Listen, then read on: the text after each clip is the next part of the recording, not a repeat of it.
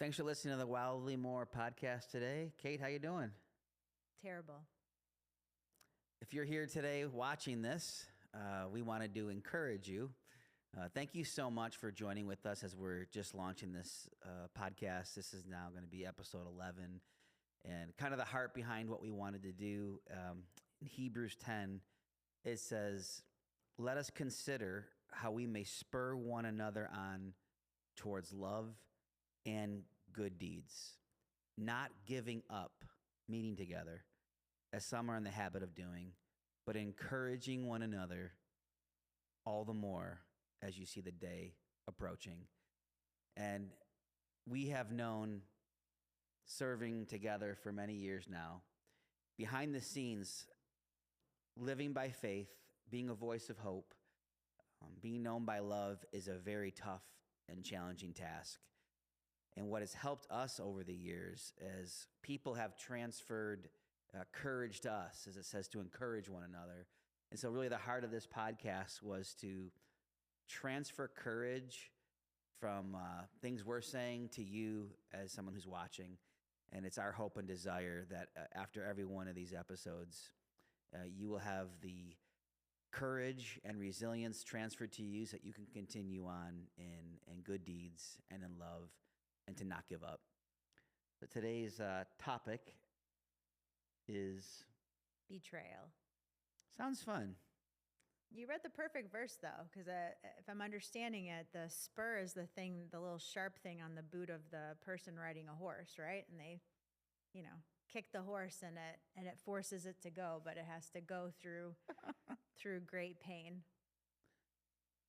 So talk to me more about this great pain and that people might be facing and how they're going to overcome it. Yeah, this is a big part of why we wanted to do this podcast, because a lot of times people we see each other's highlight reels. We see the victories. We might know about a little bit of the low moments, but I think it's important for people to know the truth and for leaders to tell the truth, especially when it comes to kingdom stuff, that we shouldn't. Bible says, don't be surprised when you face troubles. And there's a lot of them and a lot we don't share, but sometimes it's important to share it so that somebody else, as you start to walk in what God has for you, and then it feels like all hell breaks loose around you and you don't know why. It's not something that you're doing that's wrong. The voices in our own head, other people's voices, a lot of times will say, what's wrong with you? What are you doing?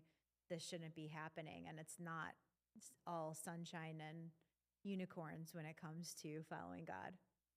Yeah.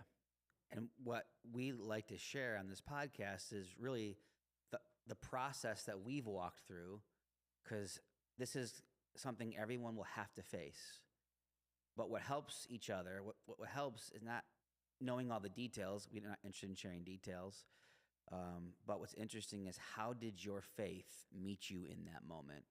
And what was the process that God walked you through to find the resilience to carry on another day, to keep on choosing love, to not choose or give into bitterness, but to continue to do the work God has called you to do. Yeah, and to let you guys know that we're still working our way through stuff. You don't arrive. Yes. So as we're launching a podcast, you might think, by what you see, it's beautiful and it's set up, but what you don't see is boxes over here, things hanging over here, because we're literally building this ship, or I guess building the plane as you're flying is the phrase. Yeah. So that's pretty much a lot of what we do is we build it as we go. We don't have everything always figured out. Yeah, one thing that we've always wanted to do, we work in Africa, in a country in Africa, one of the poorest countries in the world. And, a lot of times you want to share the good stuff, but people don't want to share the hard stuff because they're worried that people might not want to get involved. But the truth is that when you're serving humanity, there's humans involved and there's problems all over. And we've always been honest. We've been honest when sometimes we've drilled a well and it might go dry, especially in the early days before we had our equipment. There's a dry season and the well would go dry, and we would be honest with that with people and say, okay, now we know, and we're going to try to do what we can to solve it in the future, but we're going to be honest about it. And so just the other day, I got some messages from our staff in Sierra Leone. We pack meals here, and it goes over to feed the children every single day. And thank you to so many people that do that. For most of these kids, it's their one meal a day. And then we also found out that there's all these women with their little babies that are severely malnourished, and the meals go to that as well. And unfortunately, the other night, one of our staff, who we've had on staff for 10 years, invested in, I personally spent so much time with this person, was caught stealing some of those meals. And myself and the rest of the staff were just completely devastated. It was such a deep betrayal. We did not understand how it was possible. We've invested so much in this person, had so much relationship with this person, and we just could not believe that they would do something like this. And it breaks your heart, not only for the loss to the program, and I do want to share that some of our staff there who have very little already have already offered to give part of their salaries. And you have to understand that for our staff, every one staff person is probably supporting 15 to 20 family members. They might be the one breadwinner for multiple households. And so they're already stepping up to say, you know what, these are our people, these are our kids, we're going to give part of our salary, but that comes at great cost. And I know that they're all heartbroken. I communicate with them through texting and phone calls, but these are people that they're going side by side with in extreme poverty and extreme darkness. And to think that one of their own turned on them is just so incredibly heartbreaking. And when something like this happens, and I mean, we could really do a 20-part series on betrayal. We've been through a lot of betrayal, a lot of loss of friendships and relationships, and people that you didn't expect to walk away. It's very easy to close yourself off and to want to protect yourself. Or it's very easy to say something like, why bother? Like, what was it for? Like, imagine 10 years of investing and it's just in a person and it's just gone overnight. What do you even do with that? Yeah. What helps me continue on is to always take a step back. And you may be in a situation where you've seen something in a church or with a church leader, and you think, oh man, this is why I don't go to church, or this is why I don't do this. But if you pull a step back, you really don't have church problems. You really don't have problems with organizations. You ultimately have a human problem, and it's humans everywhere. I always take a step back to think we live in the wealthiest country in the world, the most resources. Most people here, but there are some pockets and stuff, but are not starving to death. And that's not all people, because there are some here. But we live in the wealthiest country, the most resourced country, and yet you still have here stealing, corruption, how much more and what you have in places where people are really struggling. And so I always go back to, no, this is actually a human problem and a human heart problem. And then I'm reminded, well, how do we solve the human heart problem? And that's why the gospel has always been so important to us, and sharing the heart of Jesus, because Jesus is ultimately the one that when someone gives their life to him, he gives them his life and his heart, and they're transformed. And that's the only solve I see for any human problem of theft, bitterness, anger, is that God comes into your heart and he transforms it. Yeah. And in a place like where we work, it does come down to desperation. It comes down to pressure from extended family because somebody's sick, they can't pay the hospital bill. And that's why when you pause, you realize that something like this happening, you have to be honest that it happened, but something like this happening is even more motivation, even more reason for us to press in and to do what we can. Imagine that level of poverty that, I mean, not only did we lose this person from our program now, but they lost us. They lost all of the support and encouragement, not just financial and a job, but people that believed in them because of a decision that they made, I believe, out of incredible desperation. And it's just that reminder that the Lord understands. The Bible says we have a high priest that understands what we've been through. He took on human flesh and became one of us, and he's walked through these same things to even a greater degree. He was the Son of God who came. He walked with people. We know not only we remember Judas betrayed him, but so many others betrayed him. There was that time where he was sharing about communion. You have to eat my body and drink my blood. And it says that crowds walked away. And he said to his disciples, are you going to leave too? And they say, where else are we going to go? But we focus on that because that's beautiful, but we forget that he had so many that those are probably people he had healed, people he had encouraged, people when he was tired, he served and loved, and they walked away from him. And so we're not alone in feeling that betrayal. And I really sensed him the last couple of days just say, press all of your pain, all of that betrayal into my side. And as I thought about that, we know that the Lord was pierced for us, and we think about that his hands were pierced and his feet were pierced, but his side was also pierced. They pierced his heart, and his heart was injured because of our betrayal, because of our sin. And so when we push ourselves into that and our pain into that, then that helps us to walk in forgiveness. It helps us to walk in love. Of course, there's consequences and we have to take action when people do the wrong things, but we can understand that we too are sinners. We too have betrayed the one that gave everything for us. And then we can continue on to serve the Lord. And we know that we serve him, not people. And so as long as he's saying, continue on, fight the fight, you keep going. Okay, what does that process look like for you? You just kind of heard the news. And so we're not on here to say, right after it's, zippity-doo-dah, zippity-yay, right? There's a process you have to go through because it's people you invest in. You've given time, and it costs you something, and it's obviously painful. So how does that recovery process look like for you? Well, I'm sitting here today and I'm not recovered.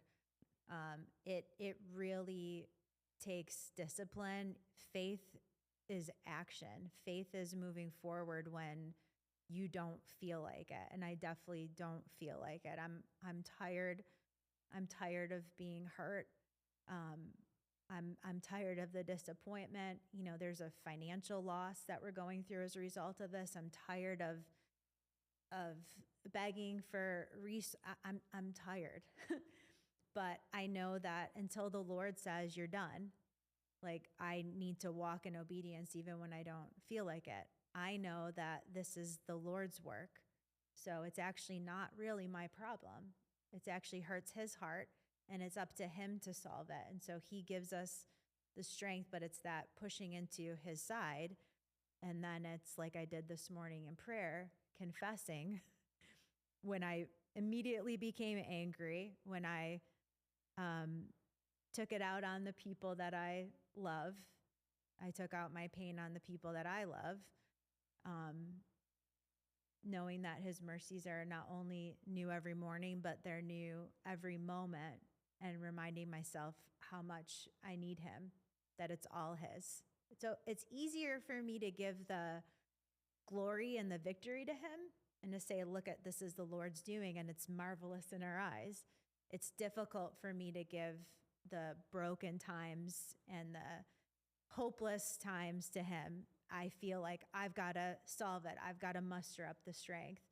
But it's really in these moments where you're just decimated and you just have to lay it all before him and say, Lord, I can't take another step without your strength. I can't forgive without your forgiveness. I can't give grace without your grace. And it's like suddenly, oh, that's actually right where he wanted me all along. Maybe if I can learn from this and stay there, stay in that place and not waver, maybe I could, not that the things won't happen, but maybe I can get through it with a slightly little bit more grace and less chaos. Because certainly you don't want to hurt because you're hurting. You don't want to hurt other people, and because you've been hurt, it doesn't make it okay. At times when I get tough news like that, I go inward with, I feel like I have a vacuum inside my body, and I fill that vacuum with emotional eating. So I've been known to pound a bag of Doritos maybe at a time here and there, or something like that. And the truth is sometimes that will happen, but that ultimately is something we are constantly working on, is how to have a quicker recovery and go to the places we know, and have the discipline to go to the places that we know, and to think that we just got this news recently, but yet here we are a couple, like 2 days later, leading a prayer thing this morning and praying. And those are the choices you have to make, is you have to go and have the things you know. And the beautiful thing is, where else are you going to go? When you sometimes find out things that are over your head, the only place you have is the place that you've already had, but that's just praying to God, counting on God. Because even when you think you have a secure footing or secure future, it's really not. It's sinking sand. The only thing that's solid ground is God. And so this morning we came down here and we just prayed and asked God to do what only He could do. Yeah, and it's moments like this or days like this. Sometimes it's helpful to go through the exercise of what if I, and when you're betrayed, like, what if I lost it all? What if I lost my dream? What if I lost my home? What if I lost every single friend? What if we could never step foot at our program in Africa again? What if? And then you have to ask yourself, is the Lord enough? Has He done enough? Is who He is enough? Do you trust? That is where trust really is if it cost you everything, if you lost everything, is He enough? And when you do that, when you let yourself go through that and say, you know what? As long as I have you, Jesus, I have everything, then there really is nothing that the enemy can throw at you, or that anybody can say or lie about you, or anybody can do to you that will change your identity, your purpose, and your hope. Because if it's all tied up in Him, you have everything. That brings me back to when you and I first, few months after we got, a year maybe or so, or a couple of years after we got married, we got offered a position to leave, left a six-figure salary to go into youth ministry full time. And we took the job, but we didn't even know how much we were going to get paid. So you probably should ask that when you're getting ready to take a job and leave something. But I do remember what we did. We took the job and we accepted the position. And I remember we went back to our condo. And I remember thinking, I never asked, like, what's the salary and how is this all going to work out? We have a house payment, and we have bills that we're paying off. And I remember that we went into the room. I got out my guitar and we sung Chris Tomlin's song, More Than Enough. And the lyrics are, all of you is more than enough for all of me. You satisfy me With your love. With your love. And all I have in you is more than enough. And that ultimately is where you had to land on. It's true. We also had a sign up as a disclaimer. Be careful what you might hear, these cute Christian quotes. And then you're like, I'm going to hang that up in my house. Be careful. I always say, be careful what worship songs you sing too, because the Lord might ask you. There's a song called New Wine, and there's a part, and it's like, I'm getting myself back up on the altar, like, kill me, God. I'm laying it all down. I'm looking around like, guys, do we know what we're saying? Because these are prayers He will always answer when you say, make me more like Jesus. But we had this quote up in the hallway. We had like an upstairs apartment. And we had, as you go down the stairs, we had the quote from Jim Elliot that said, "He is no fool who gives up what he cannot keep to gain what he cannot lose." And I was reminded of Jim Elliot's story when this betrayal happened, because I literally thought 10 years of investment, like, what is even the point? Like, what is the point of what we are doing? Like, is it even mattering? I know we're giving people water and food for today, but our lives being changed. Like, is it actually, because we're not just looking to give a handout, we're trying to empower people to take a future for themselves. And I remembered the story of Jim Elliot, and him and his wife were missionaries, and there was this unreached people group that had never heard the gospel. And part of why the people group was unreached is anytime an outsider came to their village, they would kill them. So that would be a reason to not go there. But they really felt like they wanted to reach this people group. So they started finding ways to drop in gifts to them and start to share the gospel by giving them love. And then eventually they felt like they had built enough of a relationship. It was a couple of missionary couples that the guys were all going to make their way in to start building more tangible relationship and then sharing the gospel. And they made their way in, and after a couple of days, things were going well, but after a couple of days, they turned on them, and they killed Jim Elliot, and the other guys were murdered for trying to share the gospel there. And you would literally say, what was the point of that? I know Jim had a daughter at the time. I don't know about the other guys, but they were all married. And what was the point? They just literally threw their lives away. Well, years later, if you can believe this is grace. This is trusting God. The wives of those missionary men, the wives who were murdered. Yeah, Elizabeth Elliot. Yeah, they went in to that village, offered forgiveness to some of the very men who murdered their husbands. And people all across that village gave their lives to Jesus. And it's like, what was it for? Yeah. It was for that. And really, even asking what was it for is the wrong question. Because we know that Jesus would have died if it were for one. But for us, we follow and we do what we do for one, and it's for him, and we leave the outcomes to him. It's good. What's great is that we're also in the process, we have a church on our campus, and we're in the process of trying to actually build a structure for them. And that ultimately is the hope to solve the human condition that's out there. It's the life of Jesus. It's his way, the truth. He always guides us to light versus the shadows. Any closing encouragement to pass on? You will be betrayed. And I started this off, you asked me, how was I? And I said, terrible.